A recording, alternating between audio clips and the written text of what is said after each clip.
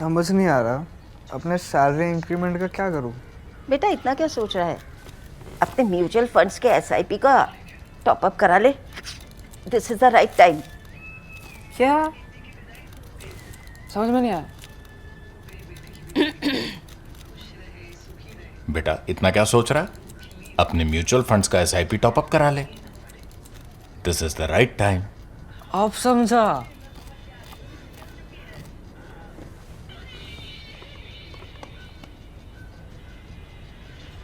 Mutual fund investments are subject to market risks. Read all scheme related documents carefully. नमस्कार, the print में आपका स्वागत है। रेखा गुप्ता को दिल्ली के सीएम घोषित करने के पीछे का कारण क्या है, भारतीय रेलवे की रियलिटी क्या है और सुप्रीम कोर्ट ने रणवीर अलाहाबादिया केस में नैतिकता या मोरालिटी पर क्या और क्यों कहा। पिछले कई दिनों में आपने हमें ऐसे ढेर सारे सवाल भेजे और आज के इस शेखर से सवाल के एपिसोड पर हम आपके ऐसे ही प्रश्नों पर चर्चा करेंगे। मैं अपूर्वा मंधानी और मेरे साथ है हमारे editor in chief Shekhar Gupta. नमस्कार अपूर्वा। नमस्कार शेखर, आपको भी। चलिए, हर हफ्ते की तरह ये हफ्ता भी काफी न्यूज़ी रहा है। दिल्ली को नया सीएम मिल गया, नई सरकार मिल गई है। काफी सस्पेंस के बाद जी, काफी लोगों को मौका लगा और सारी टीवी चैनल लगी थी। इसकी ये खासियत है, इसकी ये खासियत है, किसी को मालूम नहीं था। और फिर वो लगातार ड्रामा चलता जा रहा था, जैसे कि पोप का सिलेक्शन होता है ना। जैसे उसके बाद में धुआं निकलता है तो लोग कहते हैं पोप चुना गया। बिल्कुल। तो कुछ ऐसी कहानी चल रही थी। चलिए शेखर, फिर इसी पे हम भी डिस्कशन करेंगे क्योंकि हमारे दर्शकों को भी इसमें काफी इंटरेस्ट था। पहला जो सवाल आ रहा है पवन कुमार बलबोमा का है। बोल रहे हैं बीजेपी को रेखा गुप्ता को दिल्ली का नया सीएम घोषित करने में इतना समय क्यों लगा? जैसे कि आपने कहा काफी समय लगा। इसके अलावा उनका आरएसएस और एबीवीपी से गहरा संबंध है, उन्हें सीएम के रूप में चुनने में आरएसएस की कितनी भूमिका है?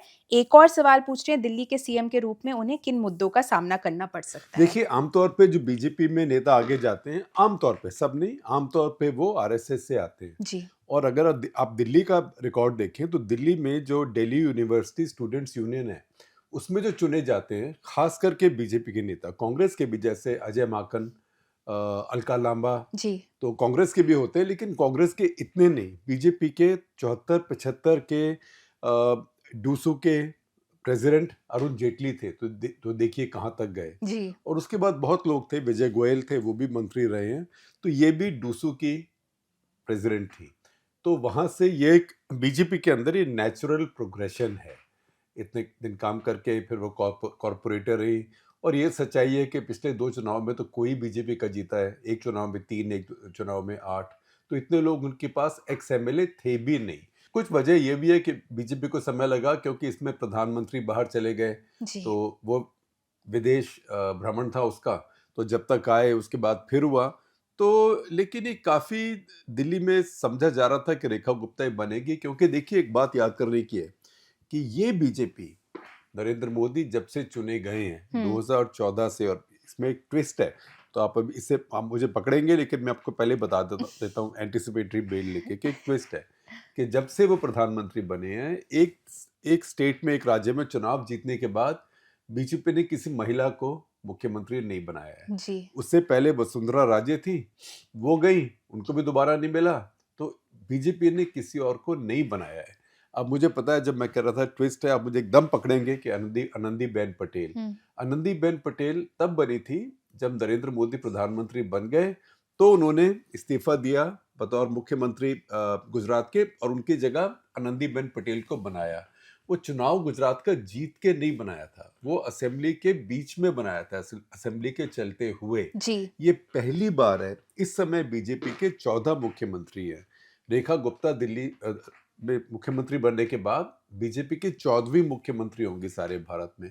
उनमें आज तक कोई महिला नहीं बनाई। अब सच्चाई है कि बीजेपी महिला वोट को बहुत फोकस भी कर रही है।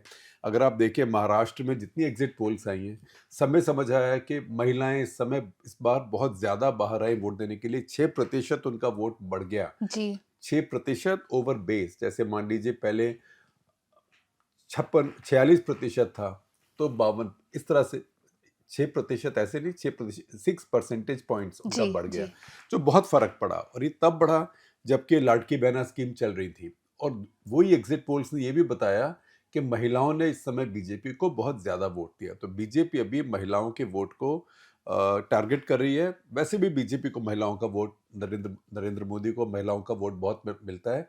दिल्ली में इस बार हालांकि बीजेपी जीती, लेकिन फिर भी एग्जिट पोल्स दिखाती हैं, अच्छी एग्जिट पोल्स, कि महिलाओं का वोट बीजेपी को फिर भी कम मिला। कि आम आदमी पार्टी का पहले 60% था पिछली बार महिलाओं का वोट, इस बार वो 49% हुआ, कम हो गया। लेकिन बीजेपी का फिर भी 43% रहा, 6% कम है।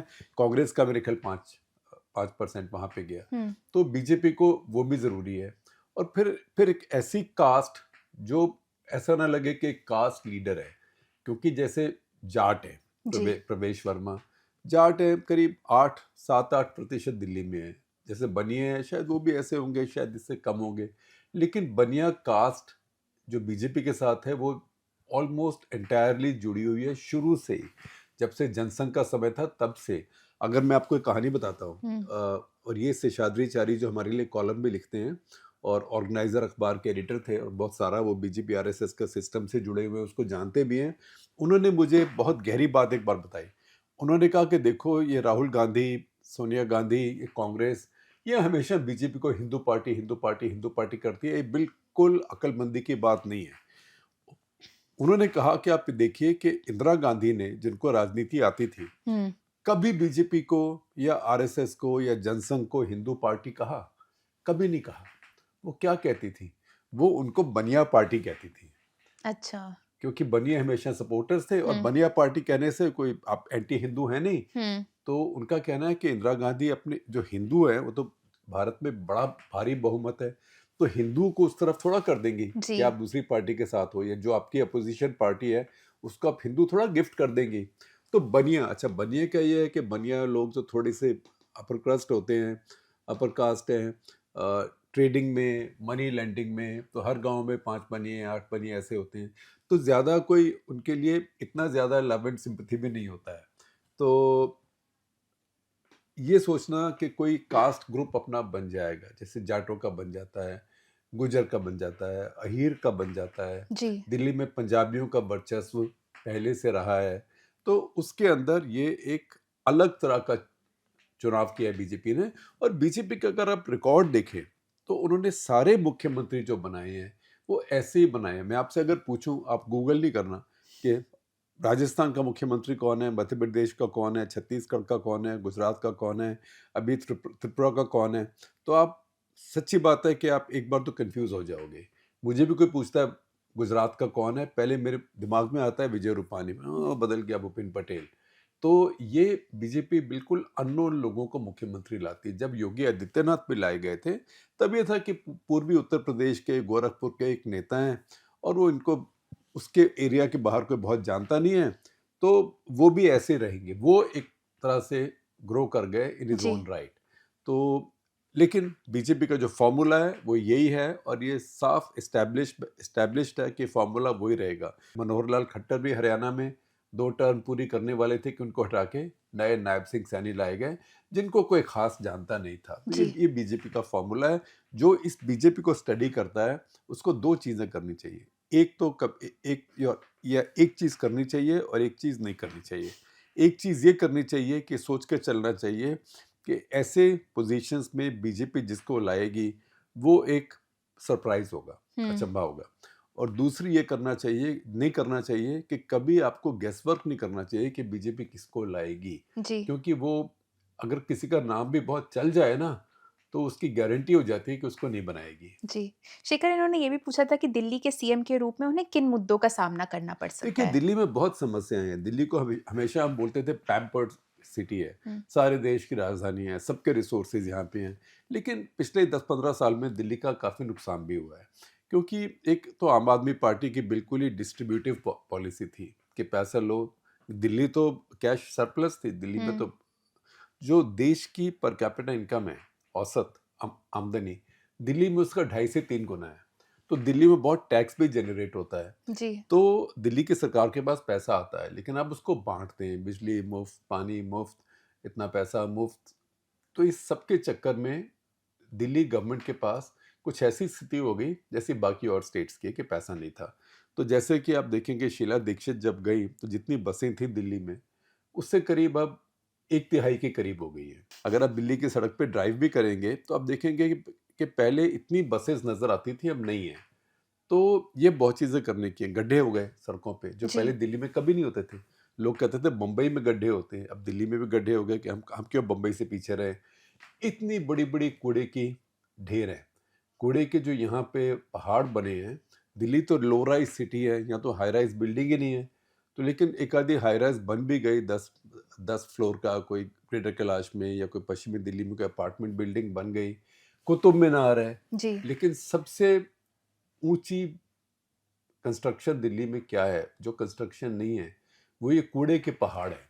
अगर आप किसी थोड़ी ऊंची बिल्डिंग में चढ़ के देखें तो आप कहें अरे शाबाश, दिल्ली तो हिल स्टेशन है ना, यहाँ तो इतने अच्छे अच्छे पहाड़ हैं। लेकिन जी। थोड़ा पास में जाइए, बदबू आएगी, धुआं आएगा, गर्मियों के टाइम उसमें आग आग भी लग जाती है। ये दिल्ली के लिए शर्म की बात है और भारत के लिए शर्म की बात है। तो ये बड़ी बड़ी चुनौतियां हैं। जमुना का हाल आपको पता ही है सबको। जमुना दिल्ली में आती है और फिर निकलती है, सिर्फ 22 किलोमीटर दिल्ली में रहती है। 22 किलोमीटर के अंदर जितनी जमुना में टोटल प्रदूषण होता है, टोटल उसका 76% सिर्फ उस 22 किलोमीटर में दिल्ली में आता है। जी। तो जब दिल्ली को छोड़ती है जमुना 22 किलोमीटर के बाद, तो उसमें इतना ज़्यादा ऑक्सीजन की कमी और इतना कॉलीफॉर्म बैक्टीरिया और इतना कुछ उसमें गंदगी होती है और झाग होता है जो लोग सस्ता डिटर्जेंट यूज़ करते हैं। अच्छा क्या होता है, सबको लगता है, और पहले शुरू से एड्स भी यही आते हैं जी। विज्ञापन के, झाग बन रहा है ना, जितना झाग बनेगा उतना साफ होगा। सच्चाई ये नहीं होती। लेकिन वो झाग बनने वाले पुरानी टेक्नोलॉजी के सस्ते हैं, जो अब एनवायरनमेंट फ्रेंडली हैं, वो इतना झाग नहीं बनाते। लेकिन कौन पूछता है। तो ये सारी गंदगी जमुना में आती है। जब तक जमुना उखला के पास दिल्ली को छोड़ती है, Jamuna is a dead river, उसके अंदर कुछ भी जीव जिंदा नहीं रह सकता। उसके बाद फिर वो आगे जाती है और कहीं जाके जब राजस्थान में चंबल नदी उसमें जाके मिलती है और फिर कैन और बेतवा मिलती हैं, तब उसके अंदर कुछ जान आती है। तो ये दिल्ली में जो यमुना नदी के साथ जो एक दुराचार हो रहा है, उसको रोकना पड़ेगा। और ये कोई मैं ये नहीं कह रहा कि परफेक्ट हो जाएगा, लेकिन इसमें काफ़ी विजिबल इम्प्रूवमेंट, ऐसी इम्प्रूवमेंट जो समझ आए, ये करने में बहुत ज़्यादा टाइम भी नहीं लगेगा। जी। और ख़ास करके जो गार्बेज माउंटेन्स है, जो जिसमें टाइम लगेगा, वो दिल्ली की एयर क्वालिटी का है, क्योंकि वो पुरानी प्रॉब्लम है। उसमें जोग्राफिकल भी बातें हैं और उसके अंदर मेटेरोलॉजिकल भी बातें हैं, क्योंकि मौसम जैसे होता है, हवा का इन्वर्शन होता है। सर्दियाँ शुरू होने के टाइम तो जितनी गंदगी होती है वहीं पड़ी रहती है, हवा के लेके नहीं जाती। और तीसरी बात एक जियोलॉजिकल फैक्टर है कि अगर आप देखें लाहौर से ग्वालियर तक और ग्वालियर के आगे एक तरह का धरती में डिप्रेशन है। तो क्योंकि वो डिप्रेशन है, कुछ इस तरह से आता है, तो उसके ऊपर ये जो गंदगी होती है हवा की, ये जी। ठहर जाती है। तो वो एक पेचीदा मसला है, उसके कई काम करने होंगे, वो परफेक्ट नहीं होगा, लेकिन काफ़ी इम्प्रूव हो सकता है, लेकिन एक साल में नहीं होगा। लेकिन यमुना नदी और ये कूड़े के पहाड़ और गलियों के, सड़कों के गड्ढे, और उसके बाद सीवर, जो ओपन सीवर पड़े हुए दिल्ली में, जो पहले नहीं होता था, वो सब काम करना काफ़ी संभव है और ये होना चाहिए। और इसके साथ साथ बड़ी बात जो मुझे हमेशा खलती है, वो ये कि बसें इतनी कम क्यों हो गई। दिल्ली में बसें चाहिए, क्योंकि मेट्रो बहुत अच्छी है, बहुत लोग मेट्रो इस्तेमाल करते हैं, जी। मेट्रो भरी होती है, लेकिन मेट्रो बहुत महंगी है और महंगी होनी पड़ेगी भी, क्योंकि मेट्रो बनाने का खर्चा लगता है। तो मैं नहीं कहता मेट्रो मुफ्त की कर दो, लेकिन बस जो है, बस उसके मुकाबले बहुत सस्ती है। और बस बहुत जगह हो सकता है कि आपका घर है, आपको ऑफिस है, उसके पास जाती हो। जी। जैसे आप भी अगर यहाँ हैं, मान लीजिए आप बस लेके आए, तो बिल्कुल हमारे ऑफिस के एक्सप्रेस बिल्डिंग जो है हमारा, उसके जी। सामने उतर सकती हैं, है ना, और सड़क से क्रॉस करके आप इस साइड पे आ सकती हैं। लेकिन मेट्रो तो फिर भी 15 मिनट की वॉक है। तो ये जो बसें दिल्ली में कम हुई हैं, दिल्ली के साथ अत्याचार है। शिखर, दिल्ली से जुड़े 2 और सवाल लूँगी। शिवरामा कृष्णा बोल रहे हैं कि हमेशा की तरह ये दिल्ली के सीएम का एक सरप्राइज़ सिलेक्शन है। एक महिला को चुने जाने के पीछे क्या कारण है? इस पे आपने थोड़ी बात की। वो बोल रहे हैं हालाँकि संसद ने 33% आरक्षण पास कर दिया, लेकिन कोई महिला सीएम नहीं है। क्यों भारत को हेम ऑफ अफेयर्स या शीर्ष पर महिलाओं की आवश्यकता है? देखिए, आपकी बात बिल्कुल ठीक है और मुझे लगता है कि मोदी जी को भी इसी बात का कुछ इम्कान था, क्योंकि अगर आप उनकी एक तो उनकी पार्टी की टॉप लीडरशिप में कोई महिला नहीं है। जी। एक समय सुषमा स्वराज होती थी, इस समय कोई नहीं है। ठीक है, देश के राष्ट्रपति महिला हैं, लेकिन पार्टी के अंदर, सरकार के अंदर महिला नहीं है। एक निर्मला सीतारमण है जो कि वित्त मंत्री हैं, बहुत अच्छा, बहुत भारी मंत्रालय है उनके पास में, सीसीएस की मेंबर हैं, लेकिन पॉलिटिकल वेट नहीं है। दूसरी अन्नपूर्णा देवी हैं, तो झारखंड की हैं, वो तो बीजेपी की है भी नहीं और आरएसएस की, वो तो आरजेडी से इम्पोर्ट है।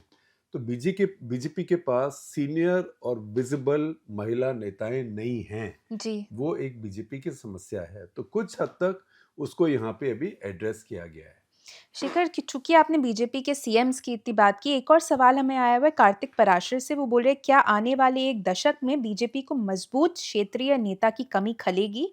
यूपी को छोड़कर बीजेपी शासित अन्य राज्यों में लोग ये नहीं बता सकते कि उनका सीएम कैसा दिखता है। देखिए, बिल्कुल ये बात सच्चाई है, क्योंकि कोई सीएम अपने आप चुनाव नहीं जीत सकता है। हालांकि नायब सिंह सैनी तो बोलेंगे कि मैंने जीता है, उनका रोल भी था, मैं नहीं कहूँगा कि जीरो रोल था, उनका रोल भी था, लेकिन अब कोई शिवराज सिंह चौहान जैसा या वसुंधरा राजे जैसा चीफ मिनिस्टर नहीं है। सिर्फ एक योगी आदित्यनाथ हैं, और थोड़ी वहाँ पे टेंशन भी रहती है। तो वो एक, क्योंकि अपना आज़ाद भी कुछ सोचते हैं, और वो हिंदुत्व प्लस हैं, क्योंकि अगर मोदी जी और उनकी सरकार हिंदुत्व हैं तो वो हिंदुत्व प्लस हैं या हिंदुत्व प्लस प्लस है। तो मुझे लगता है कि उसकी वजह से बीजेपी अब और भी पहले से भी कॉशियस हो गई है जी। कि बिल्कुल ऐसा ही मुख्यमंत्री रखें जो हमारे पास रहे।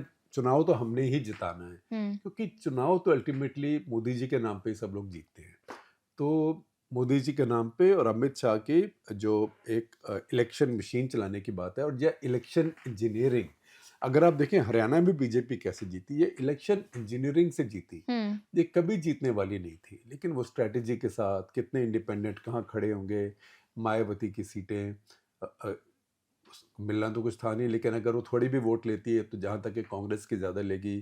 चंद्रशेखर आज़ाद वहाँ पे खड़े हुए थे, इतने इंडिपेंडेंट, कोई जाट कैंडिडेट स्ट्रांग है, जाट वोट ज़्यादा है, तो वहाँ पे 10 इंडिपेंडेंट खड़े हुए हैं, सब 10 के 10 जाट हैं। तो अगर अपनी बिरादरी ने 500 भी दिए वोट, तो कांग्रेस के जाट के तो कट गए ना जी। ऐसे आप देखिए ब्रजेंद्र सिंह, जो कि पुराने पूर्व आईएएस ऑफिसर हैं, उसके पहले एमपी भी रहे हैं, बीजेपी छोड़ के कांग्रेस आए, उनके पिता कांग्रेस के पहले बड़े नेता थे वीरेंद्र सिंह। उसके बाद फिर वो बीजेपी में चले गए, फिर छोड़ के आ गए, और वो सर छोटू राम के वंशज हैं। वो सिर्फ 32 वोट से हारे, और उनके खिलाफ मेरे ख्याल 9-10 जाट कैंडिडेट खड़े हुए थे। जी। तो वो सब थोड़े थोड़े वोट ले गए, और ये सिर्फ 32 वोट से हारे। तो ये जो इंजीनियरिंग है, ये एक चीज़ है बीजेपी की जिसका कोई मुकाबला नहीं कर पाता। इसका आप श्रेय दें अमित शाह को, जेपी नड्डा को भी। और दूसरा, एक जो लीडर की अपील है वो नरेंद्र मोदी की है। तो बीजेपी का ये सोचना है कि मुख्यमंत्री हम चुन लेंगे। तो बीजेपी अब चुनाव से पहले मुख्यमंत्री बोलती भी नहीं है, सिर्फ यूपी में पहले बोला था। जी। और आपको याद है, एक वो वीडियो आए थे कि मोदी जी अपना हाथ ऐसे योगी जी के साथ चल रहे हैं, तो उससे, जिससे कि अटकलें बंद हो जाएं कि कोई और मुख्यमंत्री नहीं बनेगा। उसके अलावा बीजेपी ये नहीं करती है। बीजेपी वही अब एक तरह से पॉलिसी फॉलो करती है जो इंदिरा गांधी के समय कांग्रेस करती थी। शेखर, अगला सवाल सागर अग्रवाल का आ रहा है। केजरीवाल पे सवाल है, बोल रहे हैं अरविंद केजरीवाल ने एक एक्टिविस्ट बनने के लिए आईआरएस छोड़ दिया और कई अच्छे काम करने लगे। फिर वे सिस्टम चेंज करने के लिए और भ्रष्टाचार को खत्म करने के लिए राजनेता बने। वे एक ऐसे राजनेता बन गए जिन्होंने सिस्टम नहीं बदली, बल्कि मुफ्त चीजें बांटना शुरू कर दिया और फिजिकल हेल्थ, डेवलपमेंट और एनवायरमेंटल डिग्रेडेशन को नजरअंदाज कर दिया। उन्हें क्या हुआ, ये पूछ रहे नहीं, देखिए, कुछ क्या हुआ की बात नहीं है। अगर मैं कहूँ कि थे ही वैसे, हैं। क्योंकि ये सब कहने की बात होती है। आपको कौन सी सीढ़ी चाहिए? एक सीढ़ी है जिससे आप सत्ता पे चढ़ रहे हैं, जी। तो उसका हर स्टेप होता है। तो इसको आप क्लाइम टू पावर कहते हैं। तो एक समय आपको ये सूट करता है, एक समय उन्होंने ज़रूर एनवायरनमेंट की भी बात करी होगी। तो वो एक से बढ़ के एक से आगे एक, अल्टीमेटली उनका जो निशाना था वो सत्ता पर ही था। और ये सारी बातें जो पहले कह रहे थे, वो एक एक सीढ़ी थी सत्ता की तरफ। जी। और जब सत्ता आ गई तो उसके बाद फिर सिस्टम बदलना वगैरह तो बहुत बड़ी बात है, उसके लिए आपको स्ट्रगल करना पड़ता है।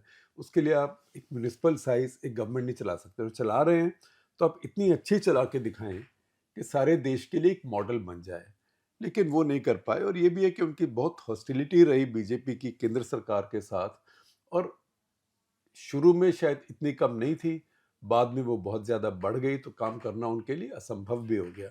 लेकिन फिर आप देखें कि पंजाब में भी चुनाव जीते तो उसमें फिर भी पंजाब में व्यवस्था बदलने के लिए नहीं जीते। अगर सिर्फ व्यवस्था बदलने की बात करते फिर भी जीत जाते।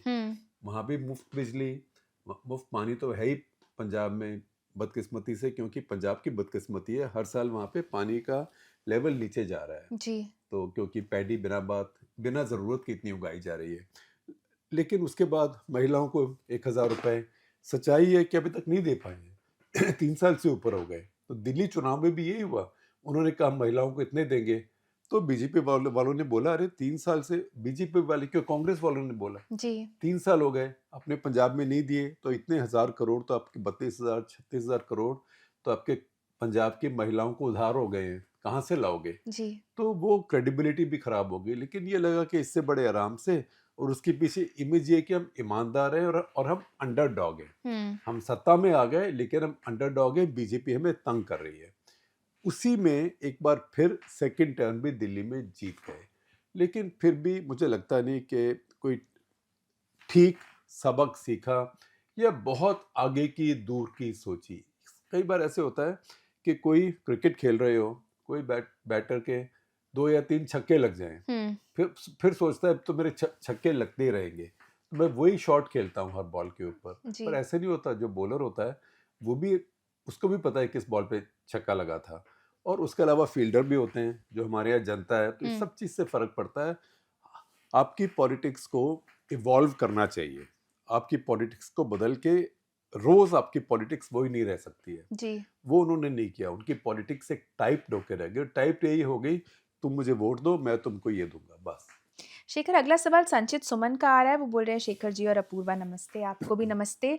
बोल रहे हैं, क्या आप मुझे बता सकते हैं कि इस सरकार के अंदर भारतीय रेलवे की रियलिटी क्या है? कुछ लोग ऐसे भी हैं जो वंदे भारत और डेडिकेटेड फ्रीट कॉरिडोर के संदर्भ में इसकी नई दिशा की प्रशंसा करते हैं, लेकिन साथ ही दिल्ली जैसी रेल संबंधी आपदाओं के कारण लगातार कई लोगों की जानें चली जाना एक गंभीर तस्वीर पेश करता है। ट्विटर चर्चाएं कुछ हेल्प नहीं करती हैं और लेगेसी मीडिया इस पर बहुत ही ध्रुवीकृत या पोलराइज्ड है। ये समझना कठिन है कि रियलिटी क्या है। देखिए, एक तो लेगेसी मीडिया ध्रुवीकृत और पोलराइज तो है, आपकी सच्चाई की बात है। वो लेगेसी मीडिया नहीं, सोशल मीडिया सबसे ज्यादा है। सच्चाई जो होती है हर चीज में कुछ होती है, कहीं बढ़ा चढ़ा के होती है, और कहीं यथार्थ, जो बड़ा यथार्थ कुछ और होता है। तो वंदे भारत है, ये अच्छी ट्रेन है, अच्छी चल रही है। ये कोई बुलेट ट्रेन नहीं है जी। ये कोई अब लोग कहते हैं ये तो यूरोप की ट्रेन से बेटर है। यूरोप की कौन सी देख रहे हैं, अलग बात है। तो इतना ज़्यादा हमको उसमें जिसको कहते हैं फूंक में नहीं आना चाहिए, क्योंकि भारतीय रेल को भी बहुत लंबा सफ़र तय करना है। तो वंदे भारत एक अच्छी शुरुआत है, ये कम से कम ये चल रही है, लोग इसमें जा रहे हैं। वंदे भारत भी, लेकिन अगर चल भी रही है तो हर घंटे में एक चलनी चाहिए, तब उसका इम्पैक्ट होता है, ना कि दिन में दो चले। क्योंकि अगर आप यूरोप में जाएं तो आप मान लीजिए आप लंदन से एडिनबरा भी जा रहे हैं, तो दिन में आपको 6, 8, 10 ट्रेन मिलेंगी। तो उससे फिर आपका जो जो जनता है उसको फायदा होता है कि इतने बजे ट्रेन है, अच्छा मेरा काम खत्म हो गया, अब मैं जा सकता हूँ। ऑप्शंस होते हैं, तो स्केल उसका बहुत छोटा है। वंदे भारत का भी बहुत मिनिएचर स्केल है अभी। दूसरी बात, ये डेडिकेटेड फ्रेट कॉरिडोर बहुत अच्छा आइडिया है। कुछ समय डिले हो गया, लेकिन वो बन रहा है, उससे बहुत फ़र्क पड़ेगा, खास करके मूवमेंट ऑफ गुड्स, और जल्दी आए सामान इधर से उधर जाएगा।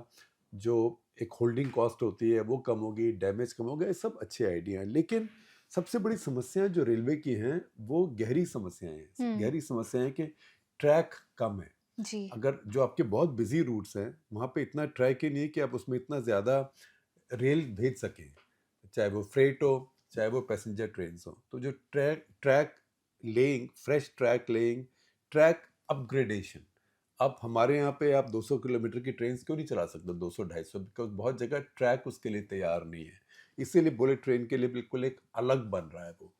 तो भारतीय रेल में बहुत इन्वेस्टमेंट की ज़रूरत है, और बहुत साइंटिफिकली और बहुत जल्दी और बहुत, मैं कहूँगा कि नम्रता के साथ काम करने की ज़रूरत है, क्योंकि आप रोक तो सकते नहीं कि आप भारतीय रेल को रोक के या एक लाइन को रोक के 6 महीने वहाँ पे आप अपग्रेड कर दें। ये तो ऐसे है ना जैसे जहाज़ उड़ रहा हो और बोले कि यार एक काम करते हैं, जहाज़ 5 मिनट रोकते हैं, इंजन को ठीक कर देते हैं थोड़ा सा, तो वो नहीं कर सकते आप। ये तो चलता रहेगा, उसके अंदर काम करना है तो बहुत चुनौती वाला काम है। 16-17 लाख करोड़ खर्च हुए हैं रेलवे के अंदर, और उससे काफ़ी इम्प्रूवमेंट हुई है, लेकिन जो इम्प्रूवमेंट है वो सिर्फ रेलवे स्टेशंस कुछ देख के उससे नहीं होगा। ट्रेन हमें बहुत ज़्यादा चाहिए, पैसेंजर भी चाहिए, और पैसेंजर वंदे भारत ठीक है, लेकिन जो बाकी ट्रेन्स हैं जी। जिसमें नॉन प्रीमियम पैसेंजर्स आते हैं वो भी बेहतर होनी चाहिए। और सबसे ज़रूरी सेफ्टी। अब वो कवच सिस्टम जो है, कहा जा रहा है कि कई साल लगेंगे पूरी ट्रेन्स में लगने के लिए, ये सब चीज़ें मिशन मोड में होनी चाहिए, और बहुत जल्दी खर्चा भी कहीं करना है, अगर पैसा अवेलेबल है तो कुछ और छोड़ के पहले सारी रेलवेज़ को सेव करना चाहिए कवच सिस्टम से। तो ये सारी बातें हैं, क्योंकि देखिए अगर आप तसल्ली से काम करेंगे तो रोज़ आपको पब्लिसिटी नहीं मिलेगी, लेकिन हर कोई सोचता है कि मैं आज जो काम कर रहा हूँ वही पब्लिसिटी करके वही दिखा दूँ और लोग उसकी वाहवाही करें, और उसमें कई बार ऐसे घटनाएं हो जाती हैं जो कि बहुत बहुत ही, मैं कहूँगा, अफसोस का विषय है। जी। शिखर, अगला सवाल अर्जुन मलिक का है। वो बोल रहे सुप्रीम कोर्ट ने इसी हफ्ते रणवीर अलाहाबादिया को शर्तों के साथ जमानत दे दी, लेकिन कोर्ट का डांटने वाला टोन और नैतिकता या मोरालिटी पर ध्यान देना चिंताजनक है। क्या सुप्रीम कोर्ट को नैतिकता पर नियंत्रण रखने के बजाय कानून को कायम रखते हुए एक न्यूट्रल इंस्टीट्यूशन नहीं बने रहना चाहिए? जी बिल्कुल, आपकी बात ठीक है, और ये कुछ होता है, हेडलाइन हंटिंग होती है हमारे जजेस के अंडर भी। और दूसरा ये भी होता है कि अब वो जो भी जज है सुप्रीम कोर्ट में, उसकी एक आयु है, तो उसको लगता है कि मौका मिला, घर में तो बच्चे सुनते ही नहीं है किसी की, है ना, तो अब तो ये मेरे सामने है, मैं इसी को भाषण दे देता हूँ। तो कई ये वाइकेरियसली भी होते हैं, जी। है ना, जैसे कई लोग के बच्चे नहीं सुनते, वो कुत्ते को बोल देता है कि भाई तो सीधा हो जानी तो मैं तेरे को ठीक कर दूंगा, या कोई एम्प्लॉय नहीं सुनता है, या कोई इसके बॉस नहीं सुनता जी। है ना, तो अपने कुत्ते या बिल्ली को समझता है मेरा बॉस है, हाँ। राइट, तो उसको, तो थोड़ा सा कुछ जजेस ने बहुत ज़्यादा कर दिया, क्योंकि ये इशू मोरालिटी का था ही नहीं। ये क्लोज्ड यूट्यूब चैनल है। अगर आप नीचे पान की दुकान पे चले जाएं, और बहुत लोग इधर उधर से हमारे ऑफिस के आसपास से जो जा रहे होंगे वहाँ पे, कोई पान लेने के लिए, कोई सिगरेट लेने के लिए, जब वो बात करेंगे तो उनकी बातों में भी अगर 5 मिनट होके आप सुने, तो आपको ऐसे ही शब्द कई मिलेंगे, क्योंकि हमारे यहाँ तो गाली गलौज लोग नॉर्मल बात में इस्तेमाल करते हैं। आप बस में बैठ जाइए, आप मेट्रो में बैठ जाइए, लोग फ़ोन पे भी उस तरह की बात करते हैं। तो ये उसको इतनी ज़ोर से डांट लगाना, क्योंकि इसकी इम्प्लीकेशंस होती हैं। जब जजेस ऐसे बोलते हैं तो जो एस्टैब्लिशमेंट है वो उससे आइडियाज़ लेती है, क्योंकि जी। उनको हिम्मत मिल जाती है। आज आप देखिए, आपने सवाल पूछा, अच्छा सवाल पूछा, टाइमली है, क्योंकि आज ही सूचना और प्रसारण मंत्रालय ने, आईएनबी मिनिस्ट्री ने नोटिफिकेशन इशू कर दिया एडवाइजरी सब ओटीटी चैनल्स को। तो कल को कुछ आएगा मिर्ज़ापुर टाइप, तो बोलेंगे ये तो ऑब्सीन है, जी। अश्लील है, सुप्रीम कोर्ट ने कहा था, है ना, और आपने नहीं किया तो हम नया कानून बना रहे हैं। तो ये गवर्नमेंट इन चीज़ों का फ़ायदा उठाती है। आप देखें कि चंद्रचूड़ जाते ने एक समय एक बात कह दी कि अरे ये जो प्लेसेस ऑफ वर्शिप एक्ट है, ये तो ये कहता है कि जो भी प्लेस ऑफ वर्शिप है, मंदिर है, मस्जिद है, गुरुद्वारा है, चर्च है, जो भी है, जो सन 47 में था, 15 अगस्त को जैसा था वैसा ही रहेगा। पर ये थोड़ा कहता है कि इसको आप रिसर्च नहीं कर सकते, सर्वे नहीं कर सकते। उन्होंने सिर्फ वर्बली बोला था। जी। उसकी वजह से सारे देश में कोर्ट्स ने ऑर्डर देने शुरू कर दिए, ट्रायल कोर्ट लेवल पे, कि हाँ रिसर्च कर लो, क्योंकि सुप्रीम कोर्ट ने बोला है। अब उसकी वजह से जगह जगह कर्फ्यू लग गए, दंगे हो गए, कई लोग मारे गए, फिर वो केस पहुँचते पहुँचते पहुँचते सुप्रीम कोर्ट आता है। उसके बाद जो अभी के सीजे हैं उन्होंने इस पे कुछ रोक लगाई है, लेकिन एक बार जो चंद्रचूड़ कह गए उसका कितना नुकसान हुआ। तो जजेस को प्ले टू द गैलरी नहीं करना चाहिए, और जितनी ये डांट लगाई है, फटकार लगाई है, अरे आपको नहीं पसंद आता मत सुनो ना आप। और इसमें किसी धर्म का अपमान नहीं है, इसमें किसी के होली बुक का, किसी के देवी देवता का अपमान नहीं है, किसी किसी के माँ बाप का अपमान नहीं है, वो इन जनरल। अच्छा, वो जोक भी घिसा पिटा पुराना है, जी। राइट? वो कई सालों से चल रहा है, लोग उसको यूज़ करते हैं। तो मेरी तो इसमें शिकायत कोई और है। मेरी शिकायत ये है कि जो इंडियन ह्यूमरिस्ट हैं, जो कॉमिक है इंडियन, वो बिल्कुल ही इस समय बैंकरप्ट हैं, दिवालिया हैं। उनके पास कोई हंसाने की बात ही नहीं है। आप सुनिए बिल मार को, जॉन ऑलिवर को, हंसते हंसते बुरा हाल, अक्लमंदी की बात करते हैं। कभी कभी कहीं एफ वर्ड यूज़ कर दिया, जैसे बातों बातों में कर रहा है। लेकिन ये क्या तरीका है? क्योंकि आपका दिमाग तो है नहीं कि आप कोई बात ढूंढ के लाएं। तो आप क्या करते हैं? आप फिर लोग बैठे हुए हैं, माँ बहन की गाली निकालो, तो वही बात जो लोग ऐसे इधर उधर सुनते हैं या आपस में शायद पर्सनल यूज़ करते होंगे, क्योंकि सबके सामने सुन रहे हैं, तो आपको की आप हंसने लगते हैं। जी। तो जितने बेवकूफ़ ये कॉमेडियन है, खोखले, उससे ज़्यादा बेवकूफ़ इनकी ऑडियंसेस हैं कि उनको सिर्फ, और ऑडियंसेस करें भी क्या कि उनको ह्यूमर के नाम यही मिलता है। तो अपूर्वा, मैं आपको एक कहानी बताता हूँ जी। पुरानी, क्योंकि आप सबको मैं बोर करता हूँ कि पुरानी कहानियों से। शेखर, आपकी तो कहानियां ही सब तो मिस करते तो हैं। हमारे एक न्यूज़ एडिटर थे चंडीगढ़ में, जब हमने शुरू किया 1977 में। अब ज़्यादातर लोग आप में पैदा ही नहीं हुए थे तब तक, 77 में। तो न्यूज़ एडिटर थे DN सिंह। अच्छा, वो उस समय काफ़ी 72 साल के होंगे। उस समय 72 साल की उम्र में बहुत कम लोग काम करते थे। 2 हेयरिंग एड पहनते थे, अच्छा। और वो उनकी ऐसी उम्र थी कि वो नेशनल हेरल्ड में लाल बहादुर शास्त्री के साथ डेस्क पे काम कर चुके थे, तो बलिया के थे।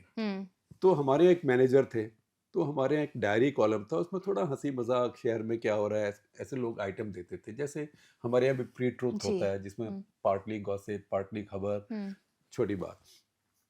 तो बार बार हमारे जनरल मैनेजर लेके आते थे, और बार बार सिंह साहब उसको रिजेक्ट कर देते थे।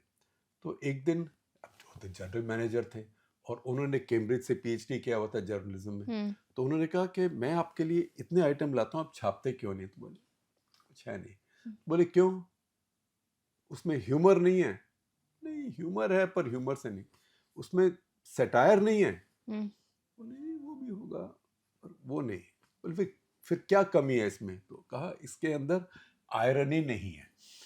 तो कहने का मतलब ये है कि जो कॉमिक को काम करना होता है, बहुत गहरी सोच के, आपके कोई पॉलिटिक्स के बारे में मजाक करता है, आपके समाज के बारे में मजाक करता है, कोई कॉर्पोरेट्स के बारे में मजाक करता है, कोई लाइफस्टाइल के बारे में मजाक करता है। सोच के कुछ गहरी बात निकाल के लानी होती है। उसमें ह्यूमर भी चाहिए, सटायर भी चाहिए, आयरनी भी चाहिए। जी। आपके पास उसका तो कोई किडनी है नहीं, राइट? आप सीधा माँ बहन की शुरू हो गए, सब लोग खी। तो जितने बेवकूफ़ खोखले ये कॉमेडियन है, उतने ही बेवकूफ़ और खोखले जो पैसे देके सुनने वाले हैं। उनको बेवकूफ़ बनना है, पैसे देने हैं तो बने। इन लोगों को ये ह्यूमर इनकी यूजलेस है, लाउजी है। लेकिन lousy humour, bad humour crime नहीं है, जी। है ना? किसी को आप ये नहीं कह सकते हैं तेरे जोक बड़े खराब है, तेरे को भारतीय जेल। न्याय संहिता इसके अंदर। अगर ऐसे शुरू हो जाए, फिर तो सारे के सारे इंडिया के लोग जो जेल में ही हो जाए, क्योंकि हर कोई जोक्स को रिपीट करता है। तो ये प्रॉब्लम जो है, ये इंडिया में जो कॉमिक हैं, इनकी बैंकरप्सी है इस समय, कि इन जैसे लोग ये भी हिट हो जाते हैं। इसमें सिर्फ गाली के अलावा कुछ फनी है ही नहीं। और अगर आपको गाली फनी लगती है, तो फिर आप अपने आप को पूछिए सवाल, आप जजेस के पास क्यों जाते हैं? शिखर, अगला सवाल आदित्य का है। वो बोल रहे हैं, हाल ही में हमने सुना कि आरएसएस प्रमुख मोहन भागवत ने बंगाल का दौरा किया। क्या दिल्ली में जीत के बाद बीजेपी के लिए बंगाल में अच्छा प्रदर्शन करने की कोई संभावना है? साथ ही पूछ रहे हैं, ऑपोजिशन पार्टीज इस मामले में बीजेपी से कैसे मुकाबला कर पाएंगे, क्योंकि बीजेपी को आरएसएस जैसे संगठन का समर्थन प्राप्त है, लेकिन विपक्षी दलों को ऐसे संगठन की कमी दिख रही है जो जमीनी स्तर पर उनके लिए काम कर सके। देखिए, बीजेपी के लिए जो बंगाल है, उनका लास्ट फ्रंटियर है। क्योंकि मैं तमिलनाडु को लास्ट फ्रंटियर नहीं बोलूंगा, क्योंकि वहाँ वो बिल्कुल है ही नहीं। लेकिन बंगाल में वो बहुत स्ट्रांग है। एक बार उनके 18-19 सीटें भी आई हैं 42 में से। तो उनको लगता है कि उनको राज्य मिल सकता है। ममता बनर्जी अब नौजवान और नहीं हो रही हैं। उनका एक नेव्यू है, लेकिन वो कितना साथ काम करेगा, कुछ खींचातानी। तो बीजेपी के पास कुछ गेम भी खेलने के लिए वहाँ पे है उन दोनों के बीच में।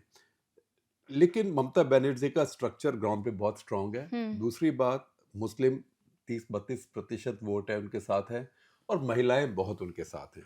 बीजेपी की कमी ये है कि उनके पास कोई नेता नहीं है पश्चिम बंगाल में।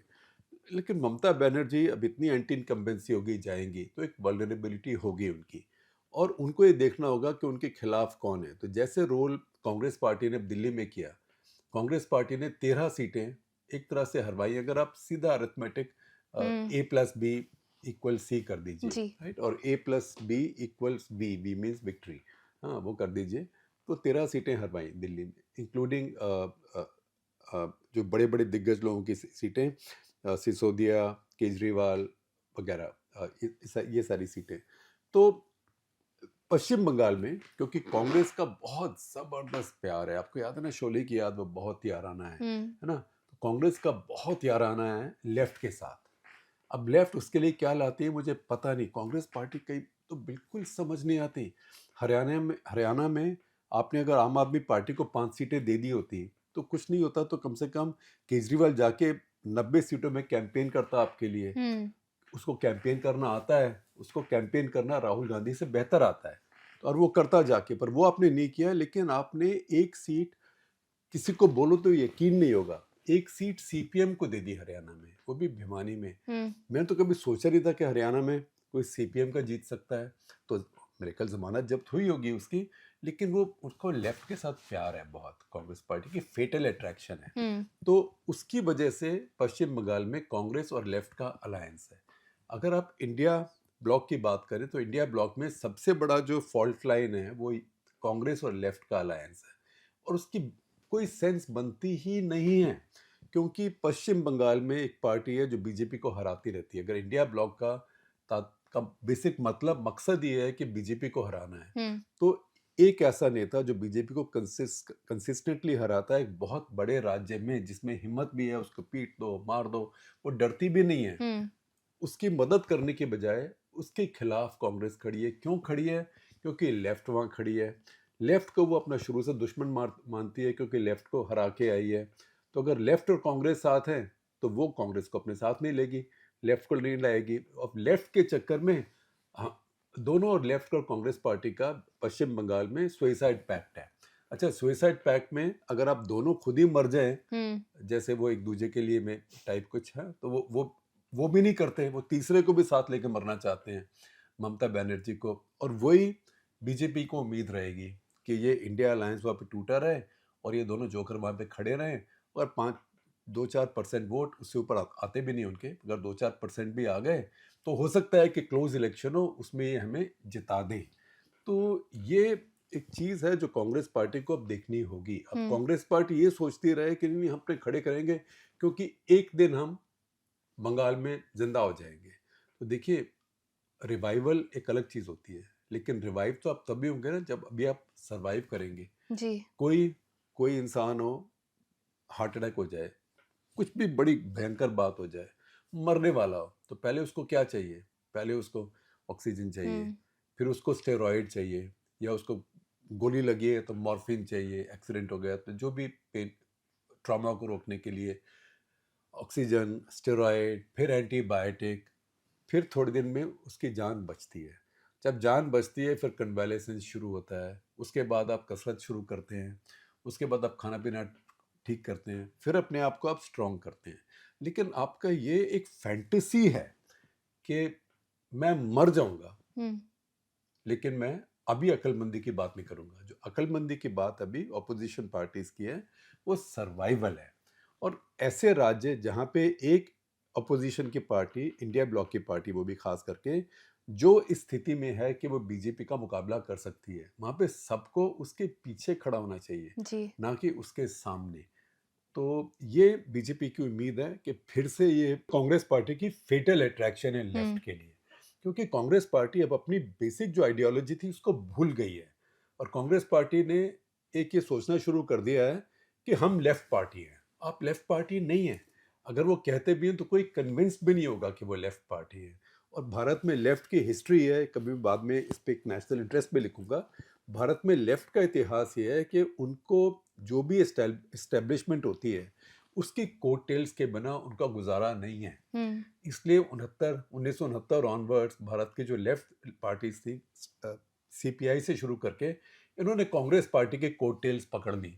तो सत्ता आए या ना आए, लेकिन आपको नौकरियां मिल जाती हैं सारी यूनिवर्सिटीज़ में, सारे कॉलेजेस में, सारे गवर्नमेंट बॉडीज़ में, गवर्नमेंट कमिटीज़ में। इंटेलेक्चुअल लेवल पे लेफ्ट का डोमिनेशन हो गया, जबकि सत्ता कांग्रेस की थी। तो जैसे वो एक प्रोसेस थी, अभी चली आ रही है। उस समय में, इंदिरा गांधी के समय में और अब के समय में एक बहुत बड़ा फर्क है। जी। इंदिरा गांधी को आता था कि वो लेफ्ट को अपने फायदे के लिए यूज करें। जैसे कि 1969 में पार्टी स्प्लिट हुई, उनकी माइनॉरिटी सरकार हो गई, तो सीपीआई ने उनकी पार्टी को रखा, उसके वोटों से उनकी पार्टी बची। और बाद में भी सोवियत यूनियन के साथ कुछ कुछ करके वो लेफ्ट को कंट्रोल में रखती थी, थोड़े से उनकी तरफ टुकड़े फेंकती थी। वाइस चांसलर बना दिया, कोई स्कूल करिकुलम चेंज कर दिया, ऐसी ऐसी बातें, उनको कोई प्रॉब्लम नहीं थी। अब स्थिति ये है कि लेफ्ट कांग्रेस को चलाती है, तो इसको कहेंगे, जिसको अंग्रेजी में हम कहते हैं टेल बैगिंग द डॉग, कि दुम कुत्ते को हिला रही है। तो ये बीजेपी की सबसे बड़ी उम्मीद है कि पश्चिम बंगाल में भी यही होगा। जी शेखर, चलिए एपिसोड लंबा हो गया है, लेकिन हमें कई सारे सवाल आए थे तो मैं ले लेती हूँ दो और। सिद्धार्थ देवानी बोल रहे हैं कि यूएसए में ट्रंप के साथ ऐसा लगता है कि द्वितीय विश्व युद्ध के बाद स्थापित वर्ल्ड ऑर्डर बदल रहा है, खासतौर पे ट्रेड और सिक्योरिटी अलायंसेस। क्या आपको लगता है कि पुराने मल्टीलैटरल इंस्टीट्यूशंस के पूरी तरह से नए इंस्टीट्यूशन से रिप्लेसमेंट होने से कोई क्रांतिकारी बदलाव आ सकता है, जिसमें अमेरिका और चीन का प्रभुत्व होगा और यूरोप का प्रभुत्व कम होगा? और अगर ऐसा है तो क्या ये भारत के पक्ष में नहीं होगा, क्योंकि यूएनएससी की वर्तमान सदस्यता की तुलना में उसे कई नई टेबल्स में बेहतर सीट मिल सकती है? देखिए, पहली बात तो ये ठीक है कि सारी इंस्टेबिलिटी होगी और सब उथल पुथल होगा, लेकिन हमें एकदम, अभी तो 1 महीना हुआ है ट्रम्प को आए हुए, आज 1 महीना हुआ है, तो इतनी जल्दी हमें ये सब कुछ फैसला नहीं कर लेना चाहिए। ये देखते हैं ऊंट किस करवट बैठता है, क्योंकि इसमें काफ़ी खींचातानी, तोड़ मरोड़, लेन देन अभी होगा। दूसरी बात, ये दुनिया बाइपोलर नहीं बनेगी, क्योंकि यूरोप इतना भी कमज़ोर या बैंकरप्ट नहीं है। अभी भी आप देखें कि मैक्रोन ने एक समिट करी यूरोप के नेताओं की, तो हो सकता है यूरोप का एक थर्ड पोल भी आए। तो इसमें भारत के लिए कुछ फ़ायदा भी हो सकता है, लेकिन कुछ समस्याएं भी हो सकती हैं। समस्याएं ये कि भारत को खतरा किससे है? भारत को खतरा चीन से और पाकिस्तान से है। ठीक है, पाकिस्तान आप बोले कि मैं संभाल लेंगे, लेकिन चीन से खतरा है।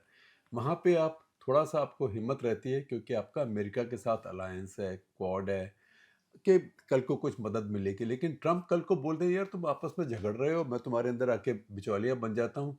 उस दिन उसने मोदी जी की प्रेजेंस में बोला कि वो इन लोगों की बड़ी वायलेंट फाइट्स हो रही हैं बॉर्डर पे, I know Xi Jinping very well, I offer to help, I can still help. तो भारत का तो कोई नेता ये पसंद नहीं करता जो भारत की पॉलिसी के कोई थर्ड पार्टी इंटरवेंशन हो जाए, पर उन्होंने बोल दिया ना उस दिन, हमारे लोग भी चुप रहे। तो ये दुनिया बदल गई है। ये सिर्फ इससे आप ये मत सोचें कि आपको कहीं सिक्योरिटी काउंसिल में सीट मिल जाएगी, क्योंकि अगर सिक्योरिटी काउंसिल ही कमज़ोर हो गई और यूएन सिस्टम ही कमज़ोर हो गया, तो वहाँ पे सीट हो या ना हो, क्या फ़ायदा है? आप देखिए कि द्वितीय विश्व युद्ध भी तभी हुआ था जबकि लीग ऑफ नेशंस फेल हो गई थी। तो ये जो ग्लोबल इंस्टीट्यूशंस हैं, इनको रहना, कोहेसिव रहना, ये सबके इंटरेस्ट में है। तो ये देखते हैं अभी ये कहाँ बात पहुँचती है, लेकिन इस समय ज़रूर है कि खतरा है कि दुनिया में बहुत अनसर्टनिटी है और ट्रम्प किस करवट उठे किस दिन। और क्योंकि वो तो ऑर्डर लिखते हैं ऐसे करके, चाहे वो लागू होते हो या ना होते हैं, उन्होंने एक ऑर्डर कर दिया कि जो 1 पेनी का सिक्का है, जैसे 1 पैसे का सिक्का, वो अब बनना बंद हो जाएगा, क्योंकि सिक्के की कॉस्ट ज़्यादा है, वैल्यू कम है। तो अब लिख तो दिया, लेकिन वो फैसला लेने की पावर जो है वो प्रेसिडेंट के हाथ में नहीं है। वो तो जो अथॉरिटी वहाँ पे रिजर्व है, जो कि पैसा बनाती है, उसके पास है। उनसे बात कर लो, यार ऐसे कर दो। और ये बात बहुत दिन से डिस्कस भी हो रही है, पर उनको आता है हर चीज़ मैं दिखाऊं ऐसे करने के लिए। जी। तो ये इतनी जल्दी भी नहीं। ये ऐसे होता है कई बार कि क्रिकेट खेल रहे हो तो अचानक कोई फास्ट बॉलर एक स्पेल बॉल करता है 4 या 5 या 6, तब लगता है कि अभी आपकी टीम ऑल आउट हो जाएगी 35 पे। लेकिन अगर आप वो स्पेल निकाल दें तो बॉलर थकता है, बॉल पुरानी होती है, पिच भी थोड़ा सा उसके बाद में सेटल हो जाता है, आपको भी दिखनी शुरू हो जाती है, तो जिसको कहते हैं आई इन हो जाती है। तो मुझे लगता है ट्रम्प अभी उस स्थिति में है। अभी जिस टाइम हम भी रिकॉर्ड कर रहे हैं, उनका 1 महीना अभी पूरा हुआ है। यही आप सभी का क्यू भी है कि आप हमें क्रिकेट से जुड़े भी सवाल भेजें। शेखर अपने अब तो जवाबों में चैंपियंस ट्रॉफी जी चल रही है। उम्मीद यही रहेगी कि आप भेजेंगे हमें क्रिकेट से जुड़े सवाल। और आप देखिएगा हमारी क्रिकेट की कवरेज भी कुछ अभी हम बेहतर करेंगे। शेखर, आजकल आखिरी जो है डॉक्टर किरण सी ने भेजा है, सवाल नहीं है सजेशन है, बोल रही हैं कि नेपाली स्टूडेंट कंट्रोवर्सी पर एक सीटीसी बनाएं। देखिए सीटीसी मैंने इसलिए नहीं बनाया कि उसके अंदर क्लटर नहीं था कोई। वो उसमें अब बड़ा बहुत दर्द की बात थी। सबसे बड़ी दर्द की बात ये थी कि यूनिवर्सिटी की अथॉरिटीज़ ने, खास करके टीचर्स ने, कितनी बेवकूफ़ी की बातें करी। और ये लगता है कि एक हमारे ना जीडीपी एरोगेंस हो गई है कि हमारी जीडीपी इतनी बड़ी है, हमारी जीडीपी इतनी बड़ी है। उसमें थोड़ा रियलिटी चेक चाहिए। आप बोले कि हम 5th लार्जेस्ट जीडीपी, वो इसलिए है कि आपके पास पॉपुलेशन इतनी है। जी अगर आप पर कैपिटा जीडीपी देखें तो आप दुनिया में 133 नंबर पे हैं। तो थोड़ा सा जिसे कहते हैं, हमारे बड़े बुजुर्ग भी कहते थे, हम स्पिरिचुअल टीचिंग भी जो हमारी है, भगवत गीता सब कहती है कि थोड़ा ह्यूमिलिटी होनी चाहिए। और वो भी खास करके अपने पड़ोसी देशों के आगे अगर हम उनको अपनी जीडीपी से डराने लगे तो हर सॉवरेन देश, कितना भी छोटा हो, कितना भी अमीर हो, कितना भी गरीब हो, उसकी सॉवरेनिटी की इज्जत चाहिए। और नेपाल के साथ भारत के बहुत स्पेशल रिलेशनशिप है, शुरू से है, ट्रीटी है। तो ये पढ़े लिखे लोग, टीचर्स, बिल्कुल ही फूहड़ और अनपढ़ों वाली बात करते हैं। और इससे कितना एक तो पब्लिक ओपिनियन लॉस हुआ है नेपाल में, और एक जी जो इंडिया की जो इमेज है कि इंडिया बहुत एरोगेंट है, तो अगली इंडियन वाली इमेज इससे बहुत बड़ी है। और दूसरी बात यह है कि ये जो वाकया हुआ है आपकी यूनिवर्सिटी में हुआ है ये स्टूडेंट के साथ, उसके बाद आप इतने इनसेंसिटिव हो तो आपको अध्यापक होने का और आपके जो मालिक हैं उनको यूनिवर्सिटी चलाने का कोई हक ही नहीं होना चाहिए। शर्म की बात है। चलिए, इसी बात पे हमारा आज का एपिसोड यहीं खत्म होता है। आशा करती हूँ आपको एपिसोड पसंद आया होगा। आप सभी से गुजारिश रहेगी कि आप इस वीडियो को लाइक करें, इसे शेयर करें और बेल आइकन दबा के हमारे चैनल को सब्सक्राइब भी करें। आप सभी का बहुत बहुत धन्यवाद।